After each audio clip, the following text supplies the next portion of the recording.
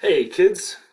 So, when I asked you guys how I should, what facial hair I should have, I never anticipated that it would lead me down this path. But in trying to count your votes, I ran into a whole bunch of very interesting political philosophy issues that kept popping up. So I thought I'd make this little video to help you explore some of these ideas for political philosophy. There's also some about the core theme in here. And mostly I just thought it was neat, and I haven't gotten to talk to you guys in a while, so I thought I'd make you this little video. So, this video is called DeMOUcracy, a treatise on democracy, faith, and mustaches. We're going to look at a few things. First, we'll look at those voting results for each group. We'll also look at some philosophical implications for the core theme. Then we're going to look at ways of counting the votes, like direct democracy, equal representative democracy, and proportional representative democracy. And we'll look at some of the implications of each of those approaches. Do some analysis, basically. Then we're going to look at some practical implications, because these themes apply to much more than mustaches. We'll look at direct democracy versus representative democracy, federal versus unitary systems of government, political parties, the Electoral College, and maybe gerrymandering. And finally, we will look at some philosophical implications. So, the moment you've been waiting for, the voting results. These are the candidates that you guys went through. These are the ones that anyone voted on. So, Zappa, Walrus, the Painter's Brush, the Chevron, the Handlebar, the Toothbrush, the Zorro, the Villain, and the good old-fashioned, boring, clean-shaven. So, there were 4 groups that voted. The advisory group, my DP2SL group, my DP2HL group, and my DP1 combined HL-SL class. So let's see how each of these groups voted. Start with the advisory. The advisory only voted for 2 different groups. This is kind of interesting. Of all of the options that were available, they picked these 2. So here are their votes. As we can see, Chevron, clean-shaven, Chevron, Chevron, clean-shaven, Chevron. So that's 4 votes for Chevron and 2 for clean-shaven. So the winner is Chevron. Yay! Simple. All right, now let's look at the DP2 SL group. The DP2s went from all of these down to just 4. Zappa, Handlebar, Toothbrush, and Zorro. So here are their votes. So I see several for Handlebar, several for Zappa, and someone wanted Toothbrush, though I hope that they were joking, and 1 for Zorro. So the winner is clear. 4 beats the rest. We have a winner, Handlebar. All right, now DP2HL, things start to get interesting. We went from having all of these down to just 3, Zappa, Walrus, and Handlebar. And as we shall see, lots of support for Zappa, lots of support for Handlebar. In fact, it's even Stevens, with just 1 for Walrus. Poor Walrus. So is Zappa the winner? Or is Handlebar the winner? Well, now things have started to get complicated. And finally, let's look at the DP1 HLSL class. So we have all these options, and they liked the variety. They were more free-thinking than most of the other classes. They're also much bigger. So there's a lot more variety in what people wanted to see. Everything from the Imperial, which is not even allowed, to a whole bunch of things. But what's interesting, if you look, we have a bit of variety. The Imperial, the Zorro, the Paintbrush, the Handlebar or Chevron, the Villain. Then as soon as we get to Villain, we have clean-shaven, but then a Villain again. Oh, yes, Villain, yes. No, Zorro, okay, but Villain. I changed my vote to Villain. So, yeah, Michelle actually changed her vote. So, very quickly, a strong majority of DP1s decided that the Villain was the way I should shave my mustache. And so clearly, in this cohort, the Villain is the winner. Hooray!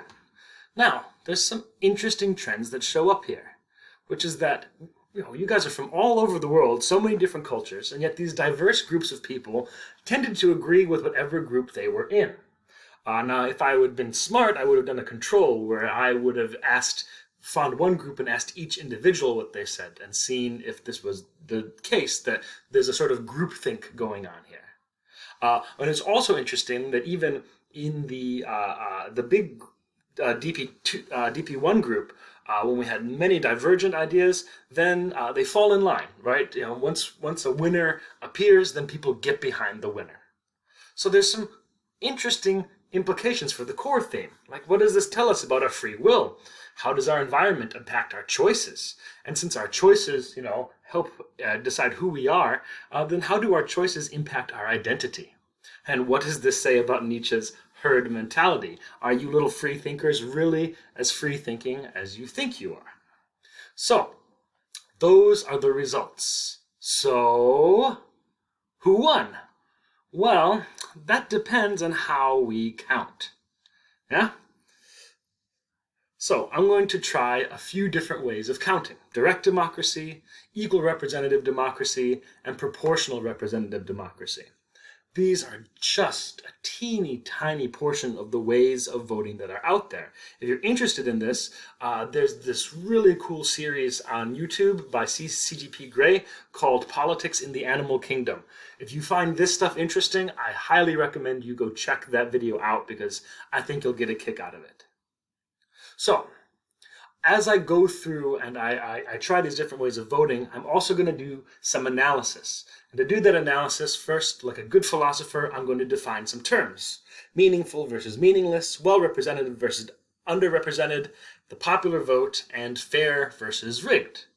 Some of these should be pretty straightforward, but I figure, make sure everyone knows what we're talking about. So, meaningful versus meaningless. A meaningful vote means that your vote mattered, it counted, it had an impact. Now, meaningful doesn't necessarily mean you won. It just means that your vote had some sort of impact on the election. Whereas a meaningless vote is a vote that didn't matter. It had no impact. It didn't count. Basically, so the person might as well not have voted at all. Now, these sort of meaningless votes come up all the time in popular democracies, like unpopular candidates. If you back someone who doesn't make a certain threshold or no one really votes for them, and you vote for them, well, you've practically, to all intents and purposes, thrown your vote away. And also, these things sometimes pop up with election rules. For example, certain candidates that don't meet a certain threshold can't participate in a debate, and therefore they don't get to be part of the national dialogue. So, watching the primaries right now in America, I'm seeing a lot of meaningless votes happening and talking to a lot of people who are like, my vote was pointless. I wanted Pete Buttigieg, and now he's gone. So, yeah, these things do happen. But yeah, that's meaningful versus meaningless. All right, now well-represented versus underrepresented. I could explain this, so I came up with this very complicated way of saying this, which is basically well-representative versus underrepresentative is all about the relative ratio of representation to the number of people being represented. That's a mouthful. So what does that actually mean? Well, we have Group A and Group B. So these, rather than each individual having a vote, instead the group has a vote. This happens a lot in the different sorts of democracies, where you have groups voting as a block rather than individual votes. So once you start dividing your electorate into groups, then you start running into this problem of being well represented or underrepresented. So the issue is that both Group A and Group B both get one vote, or maybe can just have one representative. Yeah. So, but Group A is way bigger than Group B. It's twice the size. So, that came out of order. Whatever. So they have one vote or one representative for 10 people, whereas Group B has one vote or one representative for 5 people, which means that Group A is underrepresented, whereas Group B is well represented.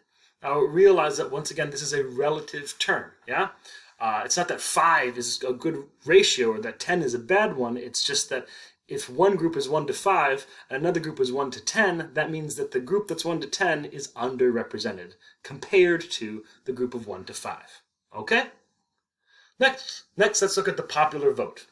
Popular vote, it just means the total number of votes from all groups.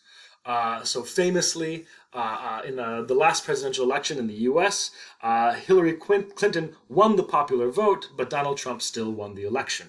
And we'll look into this later on in the video. But basically, Hillary Clinton got 2 million more votes than Donald Trump, and yet Donald Trump still won. So the popular vote is a very contentious issue, which we will explore later on. Finally, let's look at the concept of fair versus rigged.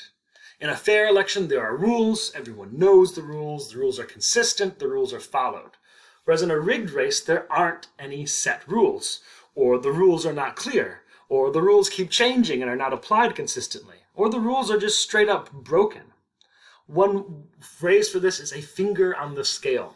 Yeah? You have this scale that's trying to be an objective measure of something, and you have this lady, she wants it to be lighter, this guy, he wants it to be heavier, so each of them is pushing on the scale to ruin the actual objective count. So you have this human interference trying to rig the game, trying to choose the winner by breaking or tweaking the rules. As we will see, this stuff comes up. Okay, now one more thing I got to cover before we dive into the results, and those are the assumptions I'm going to make. Because in my analysis, I'm trying to predict how you kids as voters would respond to the choices, to the different ways of counting the votes. So I've made a few assumptions. They have to do with whether you're going to be happy or mad, basically. So, and I'm looking at this in terms of trust. So this little vote that we did with the Moustaches is a little democratic system. It's a baby election, a baby vote. Now, I assume that people trust in a democratic system when they win.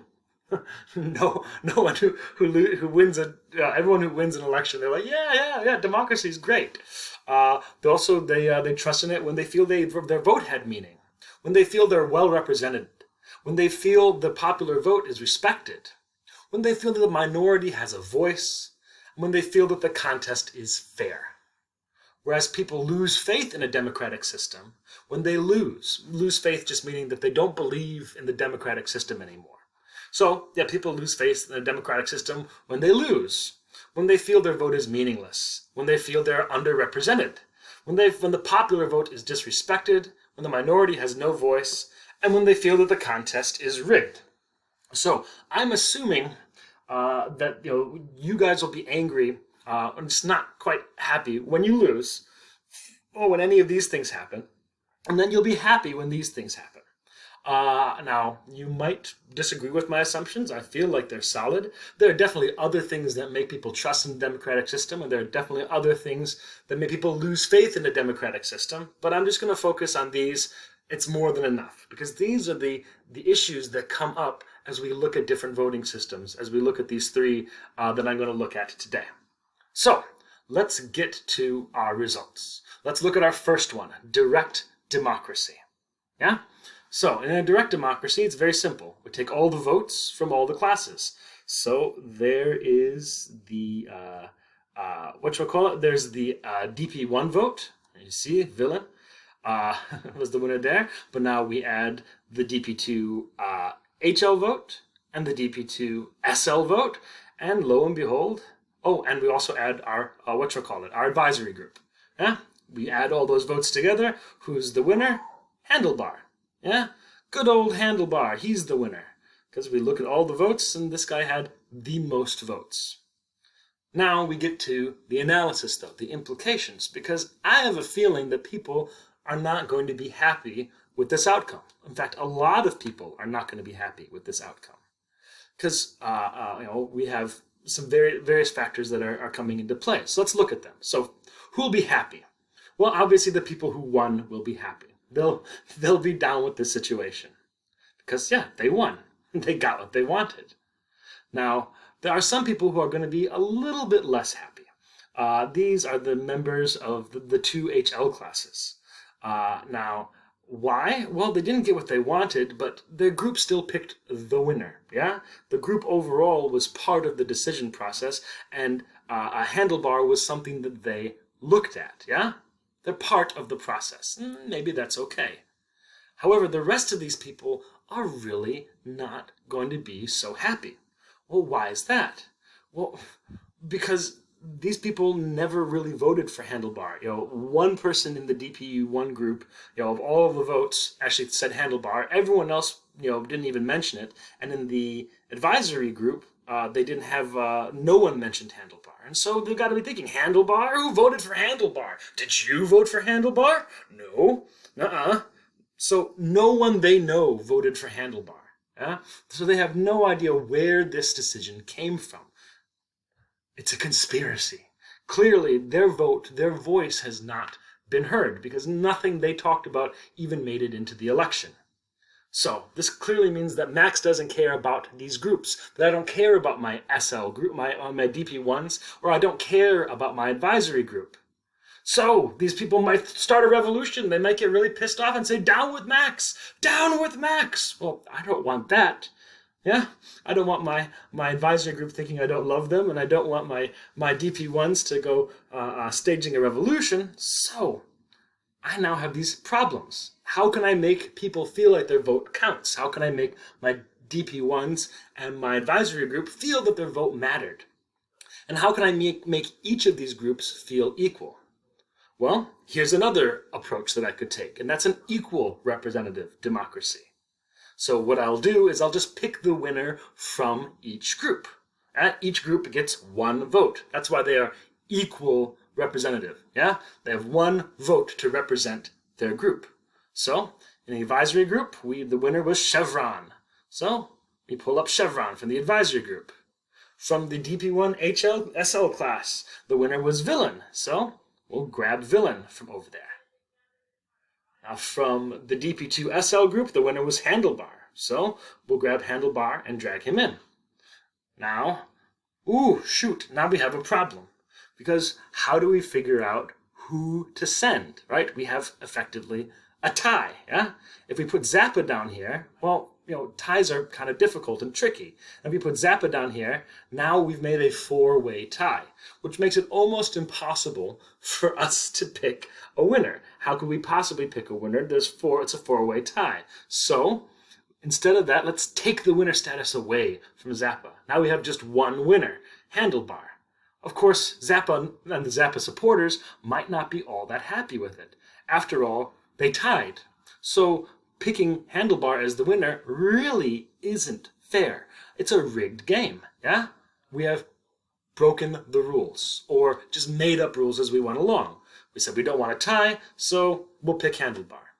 All right, so now here's our conclusion, right? The winner is Handlebar by a claim of half the groups. Now, does this fix our problem, or does this cause still more problems? Well, the Handlebar people are happy, or at least the group where Handlebar won, because they won. The other group, they might not be so happy, because their group might be fighting, yeah? There's some bad blood between the Zappa supporters and the Handlebar supporters, and that's never going to end prettily. But, they decided the winner, they were part of it, so at least they were part of the process. So they're kind of neutral. The Chevron group, well, they might be upset that their group lost, but at least now each of them got one vote and they were part of the process. However, I still think that the Villain supporters from the DP1s are not going to be happy. Now, why is that? Well, they're not going to be happy because of the issue of representation. See?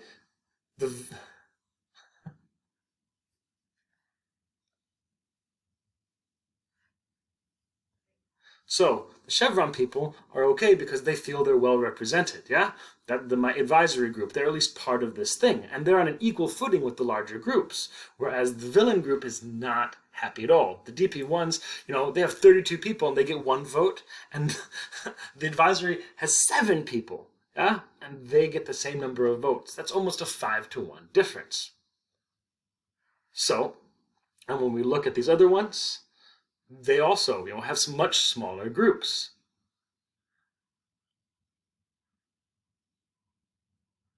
And the result is that their voters, the DP1s, the DP2s are vastly better represented. Their voters are twice as powerful, have twice as much representation as the voters in the DP1 group.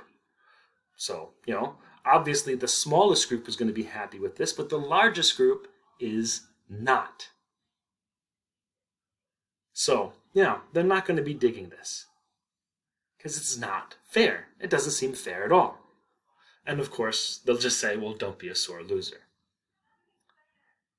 So, let's look at the actual voters and, look at these trends playing out. So once again, our people who voted for Handlebar, they're happy. Our people who voted for Zappa, within the blue group, they're fine with it. Yeah, they won, but they lost. But they lost the grand election, but they at least got to put their candidate in, maybe kind of. Whereas a lot of these other people are not so happy. Yeah, our dear our whatchamacallit. I'm sorry, my train of thought isn't working. Our advisory group, is at least happy because they're overrepresented, which is nice. But the one DP1 in this group, ooh, they're probably not happy at all because their group is underrepresented, and they don't like that. Yeah? Then the rest of these guys, they're pissed because their vote didn't even count. Yeah? It didn't even make it to the final thing. And then these guys over here, who are supposed to have, there's their angry face. These guys are over here are really ticked off because their vote was stolen. Yeah, they had there was a tie and their vote was just thrown down the toilet.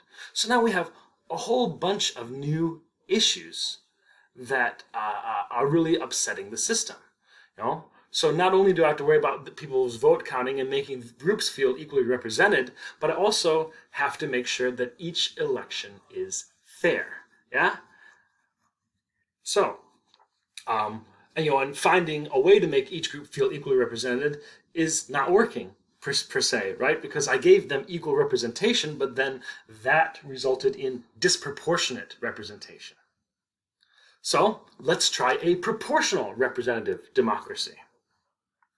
So we have these different groups. They each have different populations. The DP1s are the biggest at 32. The advisory is the smallest with 7. The closest sort of common denominator is 6. We'll divide those all by 6, which means the DP1s get 5 votes, the DP2s get 3 votes, the DP2 SLs get 2 votes, and the advisory group gets 1 vote. All right, that should make the DP1s happy, and who can argue with that? Yeah, everyone's vote is proportional. So let's see what happens. Well, the advisory group gets 1 vote. So despite all this information, we just pick this one. Yeah, this guy is just totally out of the running, so all of his votes were worthless, and we get 1 vote, which we'll then take and put up here. All right, we have our 1 vote from the advisory group. Now let's look at the DP1 HLSL group, our much larger group. They have 5 votes. Well, how do we figure out who gets those 5 votes? Well, first we need to set a threshold. These guys each that got just 1 vote, they're not going to make it. We only have 5 votes to spread out. So we had to kick all those people out, which means all those votes were meaningless. Yeah. Now we'll get rid of the extras here, and bam. We have 4 votes for Villain coming in, and 1 for Zorro, which for some reason ended up on top of Toothbrush. Oh well. All right, and then let's look at our DP2 SL group. They get 2 votes. Oh, now this is complicated, isn't it? Yeah? We can easily get rid of Zorro with his 1 vote, but what do we do with the rest of these votes? How do we take, this guy obviously, Handlebar should get some votes, but these guys, how do we do it? We can't really split this. If it was 3 votes, then I could just split it 3 ways, though the Handlebar people will be mad. But there's just 2 votes, so what can I do? Well, I'm going to get rid of Toothbrush just because I don't like it. Yeah, I don't want to look like Hitler. Oh no, well I suppose that's not going to go very well. So the Toothbrush people are probably not going to be very happy. And then what do I do with all these extra votes? I still have to bring it down to 2. So should Zappa and Handlebar get the same number of votes, or should Handlebar get all of the votes? Well, that's a tricky question, yeah? Because, yes, Handlebar has a clear majority here, but on the other hand, it only has 2 more than Zappa does. So to give it 2 votes seems like a bit much. So we're going to pull it down. Which means that Handlebar is now going to be, the Handlebar supporters are going to be pissed off at the Zappa supporters because he got twice his vote, and now they feel like the race is rigged. So we'll take all those votes. Those are our 2 votes from Handlebar and Zappa. And then finally, we'll look at our DP2HL group. They get 3 votes, yeah, but they only have 2 people. Well, we'll get rid of Walrus. His vote was meaningless. Sorry, Walrus. But now how do we divide this even thing by 3 votes? Well, we could do it in one of 2 ways. We could give the more to Handlebar or give more to Zappa. Now, maybe if they were watching the polls, they would say, oh, well, Handlebar, that's really got the popular vote. Let's make sure that Handlebar is the one that wins. But of course, that's going to make the Zappa supporters very upset. Why does he get 2 and I get 1? The race is rigged. And he'd be very right to say that.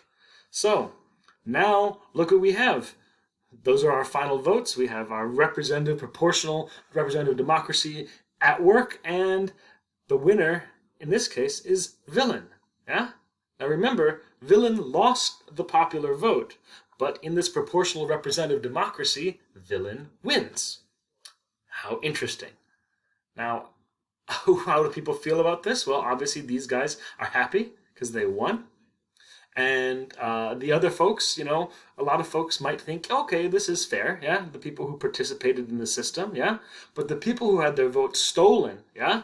They're going to be really ticked off. And these people were in the majority. They won the popular vote. Yeah? And, of course, people are upset about the rigging of the election. So they're not going to be happy with how this turns out. So there's a whole bunch of things that are violating or undermining people's faith in this election. If we look at the electorate as a whole, we can see these patterns playing out. This teeny group, oh, they're ecstatic because they won even though they didn't have a majority. These people are going to be really ticked off. These are the people that didn't make the cut, the people who all just had 1 or 2 votes. And they're going to say, well, their vote was wasted. Yeah? And they might not even know why they bothered to vote. These guys, they're not quite so happy, but, at least they feel like, the system was fair. Whereas these guys, oh God, they've got to be furious, right? Because they were in the majority. They should have won. How is this democracy? And if you look at it, you might say that, the people, some people, in one case, Zappa got more votes than they should have. They got 1, and Handlebar got 1, and then in this other one, oh no, and then in the HL class, right, the DP2HL class, it went the exact opposite, right, where Handlebar took more votes, even though it was a tie. So we see that this is a really contentious, interesting situation. Now, if we look at these, so no matter what we do, some people are going to be happy and some people are going to be angry. And I just sort of want to look at these 3 types of elections and see what's making people angry, if we can come up with a pattern, and what's making the majority of people angry, and what's making the majority of the people satisfied. Yeah, who's losing faith in the election? And who is gaining trust in the election, depending on how we run it. So, in our direct democracy, our first election that we did, the people who won are pretty darn happy, yeah? And they feel like so these are the 2 issues that come up, whether you win or lose and whether your vote counted, yeah? So the people who won, obviously, are super happy because they know their vote counted as well. People who lost here, their vote still counted because they still interacted with the candidate and had a place in the election. And the people whose vote didn't count, the people who never had any interest in Handlebar and who, their vast majority was against it, or, their candidate didn't even make it to the next round, well, they've got to be feeling like their vote didn't count. And so they're, more unhappy than happy, so they've lost some faith in democracy. So if we look at the numbers, we have 9 happy people, 10 sort of complacent, okay, I guess this still works, and 17 people who are probably not going to be super happy, who are going to think the system is broken, the government doesn't represent them, who will lose their faith in democracy and perhaps start a little revolution. Now, luckily, there are more people who are content with the system than there are people who are mad at it. And I think this is maybe the goal of all democracies, is just to make these 2 groups bigger than the pissed off group. So let's look at equal representative democracy and how it pans out. As you can see, we have way more factors. It's not just about winning and whether your vote counted. Now, since we've made rules, now there's issues about whether the election was fair. Yeah? And also, since groups had different sizes, yeah, since different sizes of groups, but each group only had one vote, this brings up the issue of representation. Some groups are better represented relative to other groups. So these groups are happy because they won and their vote counted and the election was fair and their group was well represented. These are the people who lost, but they're still not that unhappy, yeah? But these people who they lost and their vote didn't count, well, they can't be all that happy. And these people, they think the race was rigged and they lost and their vote didn't count. I imagine they're pretty upset, yeah? And these guys over here, they're just, they lost and their vote didn't count and they're underrepresented. And these guys, well, their vote did count because they made it, right? Their candidate made it, and they both think the election was fair. So here we get the most concentration of anger here, yeah? So we have 9 people who are happy, yeah? We got 6 people who are okay with the situation. Oh, well, that means we have a majority of unhappy people. We have 21 unhappy people out of this population. So 15 versus 21, this is not good, yeah? People feel like their votes were wasted. People are worried about being underrepresented. And there are this group of 10 here, 6 here, and 6 here, who either who have all of these negative factors and are sort of starting to pile up, which means that these people are either going to explode in rage, yeah, or they're going to fall into despair. If they really feel like all of these things are against them, they didn't lose, their vote didn't count, and the race was rigged, and they're underrepresented, I feel like people are going to start to really lose faith in this democratic system. All right, now we have one more election for analysis. That's the proportional representative democracy, where different groups got different number of votes, and as you can see, this hasn't made the case much better. We have 5 happy people because they won. Yeah? Their vote counted. The election was fair. And we have a new thing, which is that the minority was represented, whereas the majority. So we have a new factor that's being involved here. Whereas in the last one, the worry is about representation. Here, representation has been taken care of. Everyone has relatively similar representation. However, we have a new issue coming up here, which is about majority. Yeah? So, this time, we have a new group of people who won. Oh, finally, the DP ones, they got to win something, yeah? Of course, it's only 5 of them, but still, they got to win. We have 10 people who are okay with the system, yeah? They think it was a fair fight, their vote counted, yeah? Once again, we have 21 people who are pissed off with this system because they have multiple factors piling up. Either they think that their vote didn't count, or that the race was rigged, or that the majority was ignored. And this special group here, and this special group here has a combination of all of these things. Yeah, these 4 guys are really, really ticked off, or so they might, do some sort of violent, angry thing, or they might just fall into despair. Now, granted, we're talking about mustaches from afar, so I don't think we're going to start a revolution, but, maybe the next time I ask you guys to do an online survey, you just tell me, oh, what's the point? Why should I bother? I never win. So, that is my analysis. Let's recap it. So, in direct democracy, the majority won, and people from the largest minority still trusted in the system because their votes had a meaning. There was a loss of faith, right? People got disencouraged about democracy, but that loss of faith was concentrated in the 2 minority groups, the 2 groups that were the least represented, yeah? Because their votes were meaningless. Luckily, no one endured a loss of faith from 3 or more factors because there were only 2 factors at play. Whereas in equal representative democracy, the majority won. People from most of the groups trusted the system and felt like their votes counted or had meaning.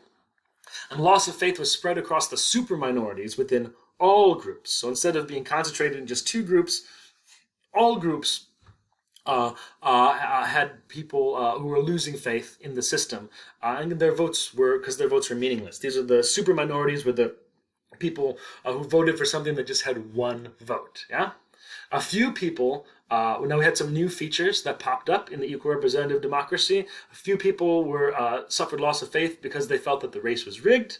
And a lot of people lost faith in the system because they felt they were underrepresented. And we had a lot of people enduring a loss of faith from 3 or more factors. In fact, we had 10 people who were really just, all the factors were adding up. The underrepresentation, the sense that it was rigged, and the notion that their votes were meaningless, and losing. All those things combined to make these people really feel like democracy is not for them. Now, in the proportional representative democracy, what's interesting is the minority one. In the past two, the majority one. That's just fascinating, is it not, children? That depending on how you count, it can change who wins. This was a nice system in the sense that it had the fewest people who thought that their vote didn't count, because more people made it to the next round. They didn't get to pick the winner, but they at least made it to the next round, and they were able to participate and influence the election. And in this case, the loss of faith in the other, in the first case, the loss of faith was in the 2 minority groups. Now the loss of faith is concentrated in the 2 majority groups. And that is coming from a lot of people suffering a loss of faith from the sense that the popular vote has been ignored. And also we have a goodly number of people suspicious that the race is rigged. And we do have a few people, only 4, who lost faith from 3 or more factors. So, as we can see, these different approaches end up with different results and have different impacts on how people respond to democracy as a whole. So, these results tell us some things that we should ask about democratic systems. Who ends up winning, the majority or the minority? Do people have faith in the system? What factors undermine faith in the system? Different systems have different factors. Are people's votes actually meaningful? Are some groups overrepresented? Are some groups underrepresented? Is the popular vote respected? Who ends up bearing most of the disappointments? And are those disappointments spread out or concentrated into just one group? And finally, how many disappointing factors are piled on just one individual or on one group? These are issues that every democracy has to wrestle with. So, obviously, these questions, these issues, apply to more than just mustaches. There are a whole bunch of practical implications of these issues, like whether we should have a direct democracy or a representative democracy, whether we should use a federal system or a unitary system, how many political parties there should be, the concept of the electoral college or the popular vote. These are some of the practical implications we will explore.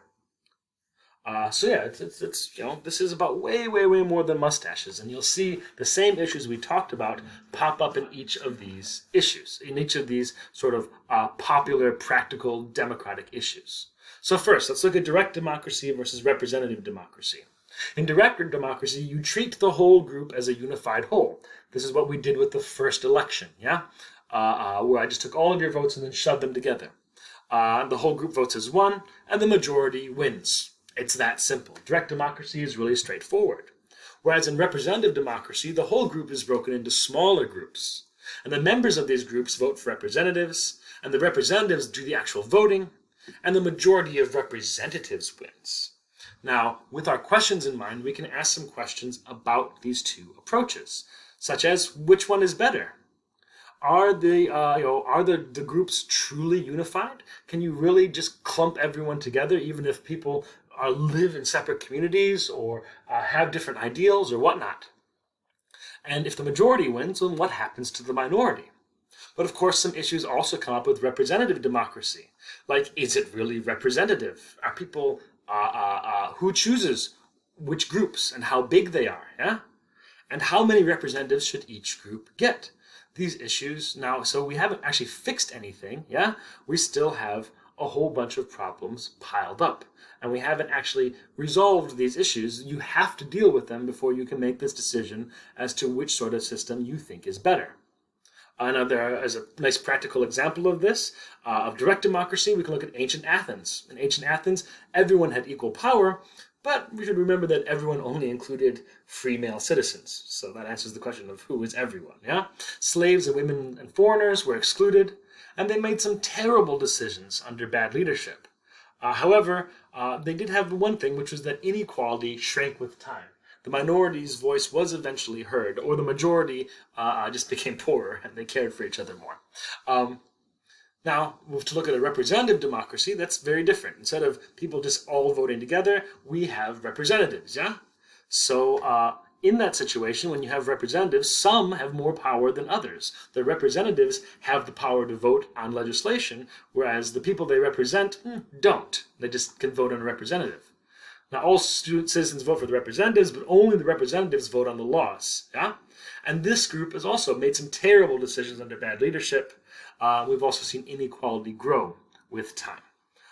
So the minorities, actually, what we've seen is a minority has been able to slowly but surely, in this case, rich people have sort of dominated representative democracy because it's way easier to buy one politician than to buy every single voter. Another issue, another modern issue. So so we can see a lot of our philosophical issues come up here. Some of the same things we were talking about. Will someone is well represented or not well represented? If the minority gets to choose or the majority gets to choose, yeah?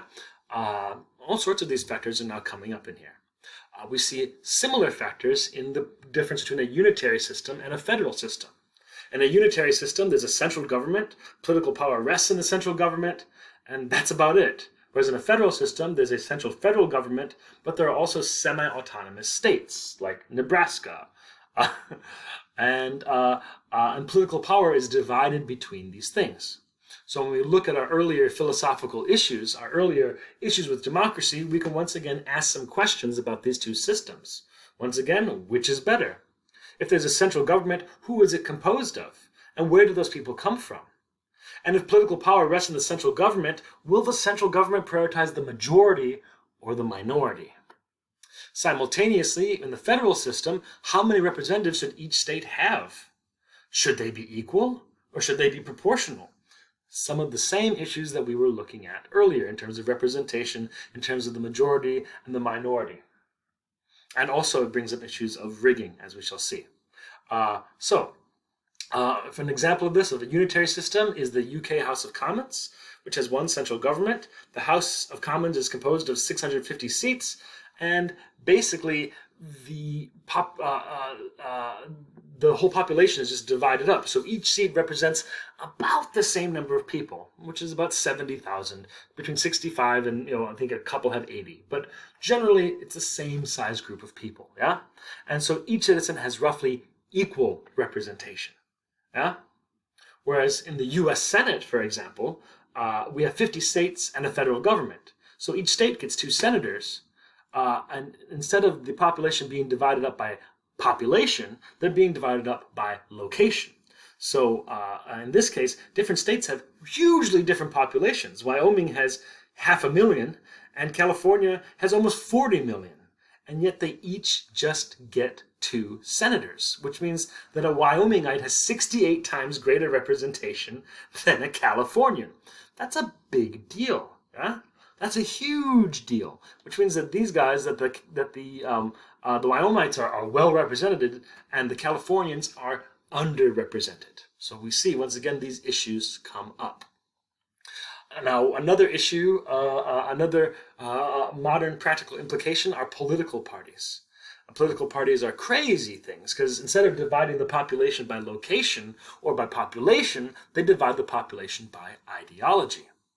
And one big question that pops up is how many parties should there be? We've looked at this a little bit in our DP2 class, but the number of political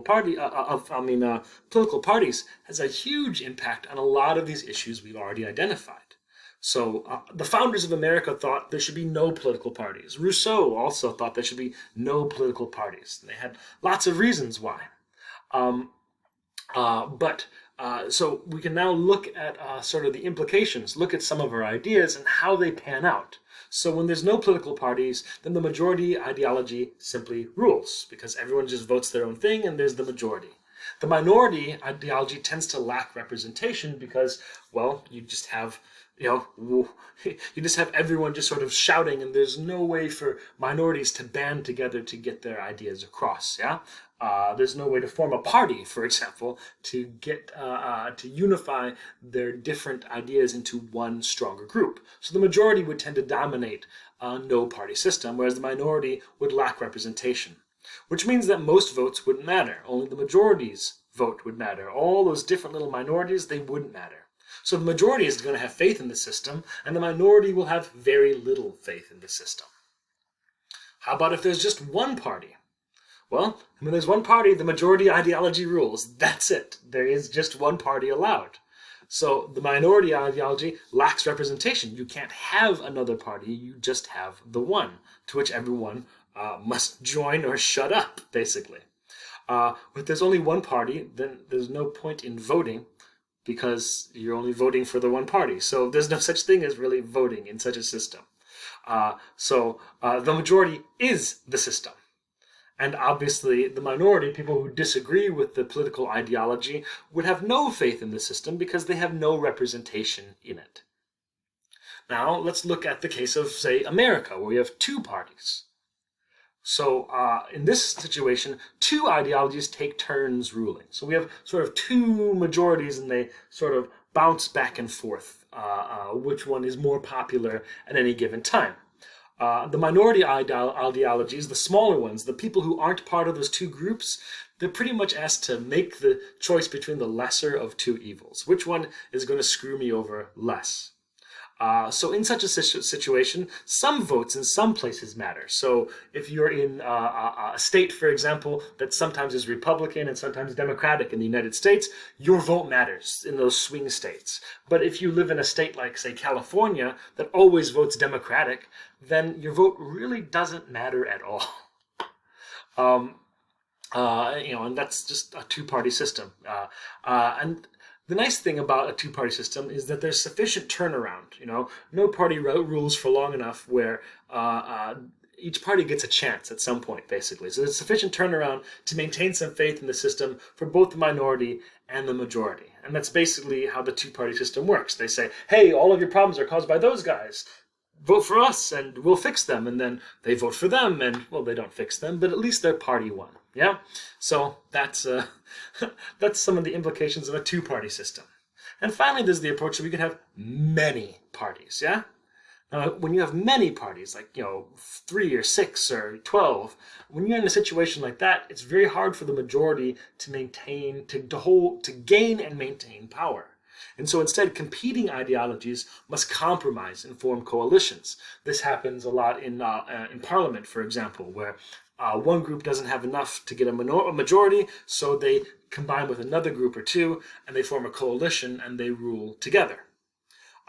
In this situation, minority ideologies have ample representation because even the majority can't get their things done. They need to give something to the minority for the minority to support them.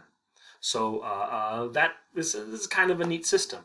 Almost all votes matter because you're likely to get a candidate. If there's that many parties, it's more likely that you'll find a candidate that suits you. Whereas if you vote for a third-party candidate in a two-party system, well, your votes don't matter at all. You're just throwing them away.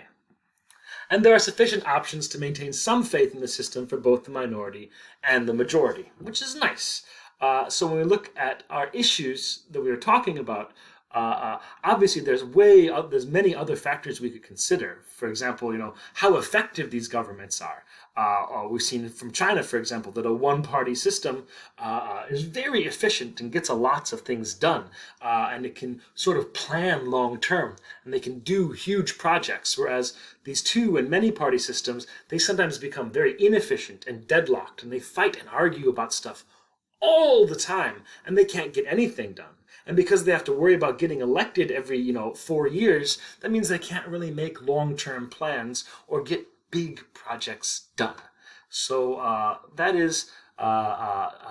so there's lots of other factors to consider. But from the factors that we're talking about in this video, when we're talking about the majority versus the minority, we're talking about representation, when we're talking about whether people lose faith in the system, yeah, and whether there's sufficient grounds for people to stay engaged in the democracy.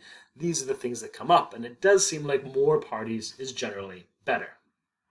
All right, there's one more issue I'd like to look at, and that is the Electoral College versus the popular vote.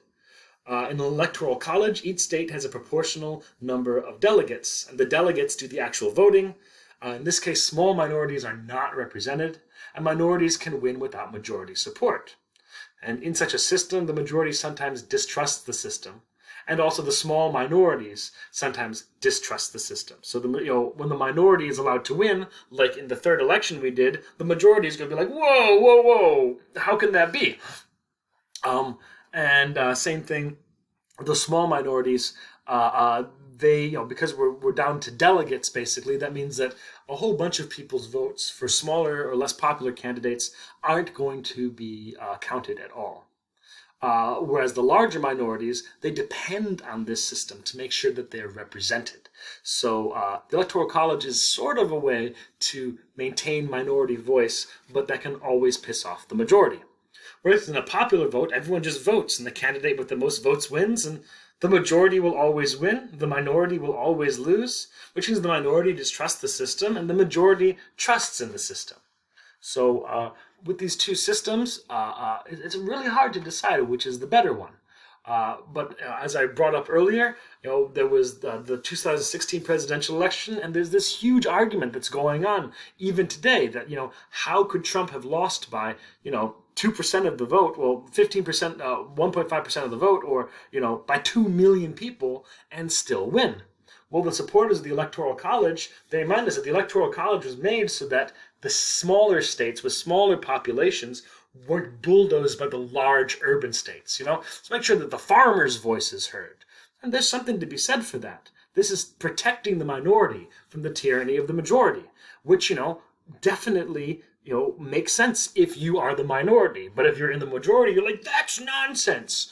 What's funny is that the majority always forgets that they may someday be a minority. Whereas with the popular vote, the people, they're saying, the people who support the popular vote, they say, well, no, in the Electoral College, and the will of the majority is being ignored. And it's a tyranny of the minority. So depending on which side you support, if you're in the majority, you're going to say things like this. And you're going to support the popular vote. If you're in the minority, you're going to say things like this, and you're going to support the Electoral College. So this may be an argument for Nietzsche's perspectivism, that people just support whatever is in their favor, but I'll leave that to your decision. But it's definitely pretty complicated. So as we have seen, there are so many interesting philosophical issues that come up when you're doing democracy. They come up with something as simple as counting votes from 4 groups.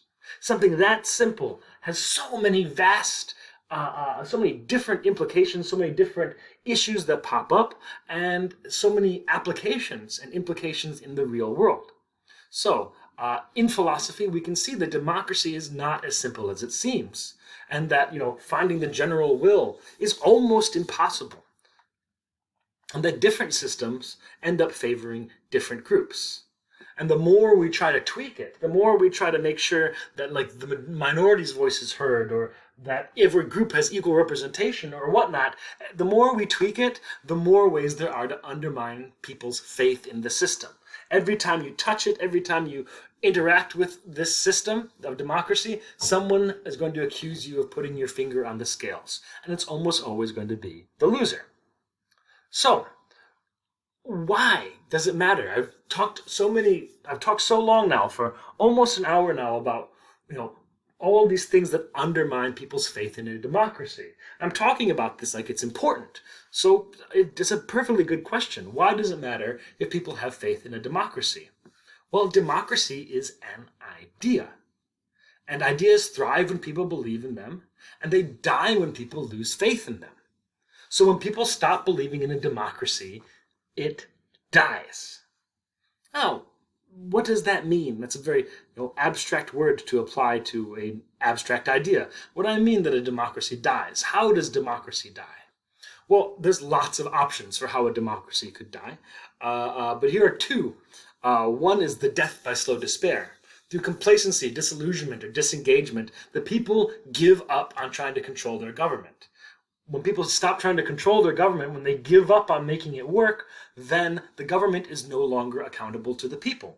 How do we hold our government accountable? By electing them or by voting, yeah? But if people just give up on the system, then there is no way to hold the government accountable. And when the government is not accountable to the people, that means it's a tyranny. Right? That's pretty much what a tyranny is. There are many notions of it, but basically a government that does what it wants and is not accountable to the people it rules, that's a tyranny. Another way that a democracy can die is death by sudden anger. Through protest, rebellion, or revolution, people end up overthrowing the government. Now, whereas the death by slow despair is kind of predictable, this is completely unpredictable. Everyone talks about the revolution like it's a great thing before the revolution happens, but then what happens next? Who knows? Yeah, history generally shows it's usually not a good thing. I'm sure a lot of people who were part of the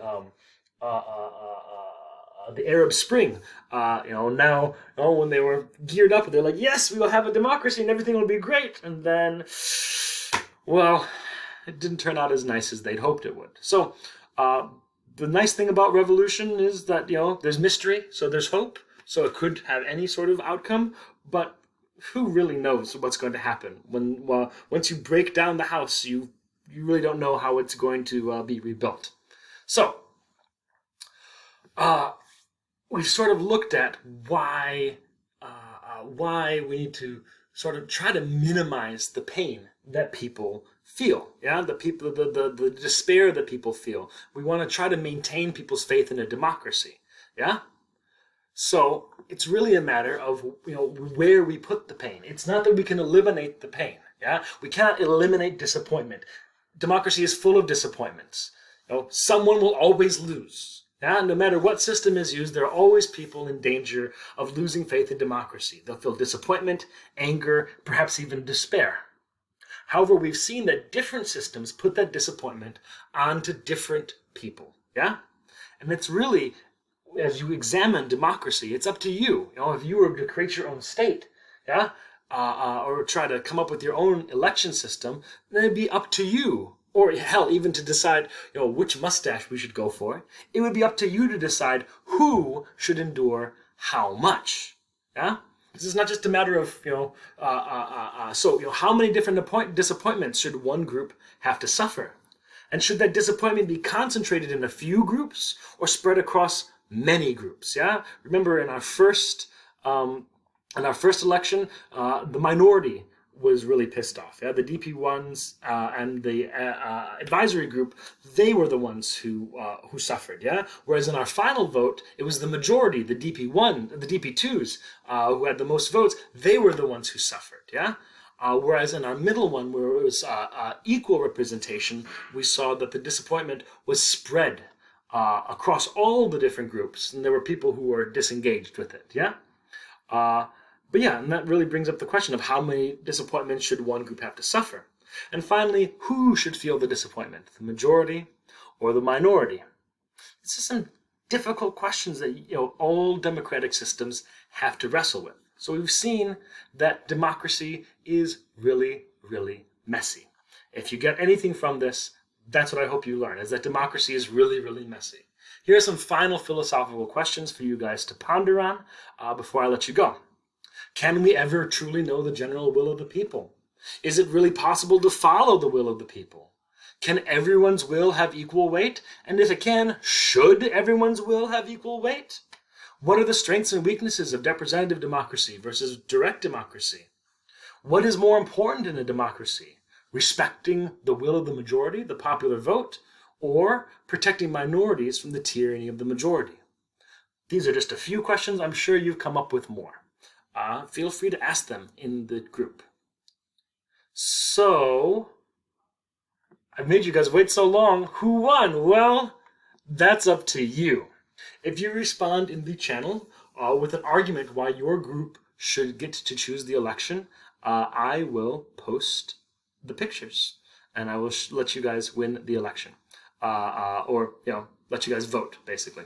So we shall see how that goes out. So after seeing this, I want you to post some sort of argument in the group about why your vote should count, or what system we should use. And feel free to look at other systems, other ways of doing this, or feel free to just ignore this. This is not homework. This is just for fun. So do with it what you will. But I hope you guys have had fun and seen that even something as simple as counting votes for a mustache is full of really complicated and interesting philosophical and political issues. Cool. Ciao.